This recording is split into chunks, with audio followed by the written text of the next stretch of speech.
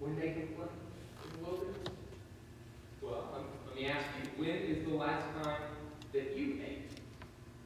I had breakfast at 7:30, so it's going on about 3.5 hours for me right now.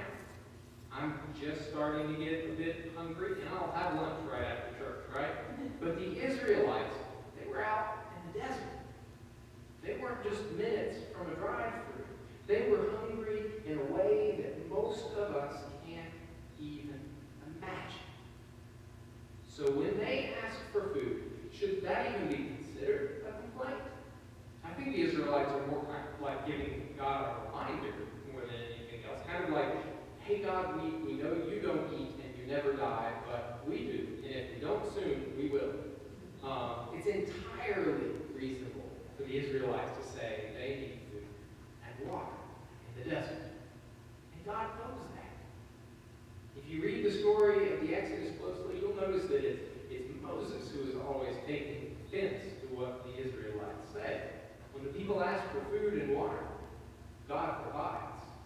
God knows our needs. But at this point, we're asking if the people aren't unreasonable to request the food and water, is God unreasonable to have them wandering through the desert in the first place? Is God the one making unreasonable requests of the Israelites? And I've got another story of a seemingly unreasonable request to answer that question. The rock band, Van Halen, famously used to have in their contract that before every show, they would have a bowl of M&Ms. But it also said that brown M&Ms were banned. They didn't want a single brown M&M in that bowl.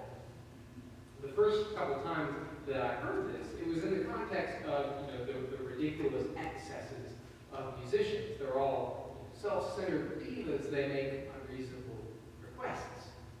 But there's actually a really good reason for that bowl of M&Ms. Contracts are long, dry, boring things, right? When's the last time that you read through a whole EULA when you signed up for a new app or software computer? When we bought our first home, actually, for example, I could tell that the realtors were a bit miffed that Roz and I wanted to read everything that we were signing. That's buying a house, right? Usually folks, though, they just skim. But at a Van Halen concert, there are a lot of high voltage lighting and other dangerous elements to the show. I know our electrically gifted people here in the congregation could attest to that, right? And the handling of these elements are outlined in the contract.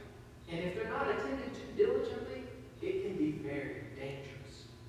So Van Halen included the bit about a bowl of M&Ms with no brown M&Ms as a quick way to see if their instructions had been followed to the letter. As soon as they got to the venue, they could see if their contract had been read carefully and executed correctly. And that wasn't because they were megalomaniacs. It was because the safety and well-being of the band and the many stagehands relied on attention to detail. If you enjoy music, the experience of a well-orchestrated concert can be incredible. And though the musicians make it look seamless, untold countless hours of work going to making it possible and even safe. Even though the Israelites were very reasonable in asking for food and water, I also think God was very reasonable and loving in having them go for measure in the promised land. But they needed to learn to rely on God before they experienced that abundance. They needed to learn to pay attention to the details, to pay attention to God, to listen to God, or their hearts would go astray. They'd say to themselves they didn't need God in this place of plenty. They could do things on their own, and then they would become like any other people, abusing and praying on the less fortunate, unburdened by conscience or greed. The wilderness was a time for the people of Israel to cry out to God and to learn that God heard their cries and would provide for them in their need. These days we have many blessings. We are in the promised land, but we also have many needs. Naming our needs to God in prayer is not ungrateful complaining. It is a sign of trust. We may blame the Israelites for complaining too much, but sometimes I wonder if it's not us who complain too little. There is much that's broken in this world. Injustices happen daily. Do we fail to complain about it because they don't affect us directly? What would the world look like if the children of God did complain a bit more about the wrongs perpetrated against others? What if we advocated for health care for all who need it? What if we complained about other people's hungry bellies? I want all children to get a good education, not just mine. I want everyone to feel safe from harm, safe from discrimination, not just me. I think it's past time that we made our reasonable and righteous complaints known. Complaining can be a holy act, an expression of deep and abiding trust in God.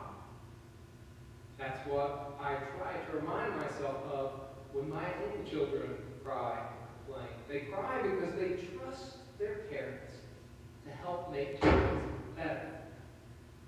As a parent, the difficult thing is teaching them to know the difference between what needs our intervention and what they can do through their own.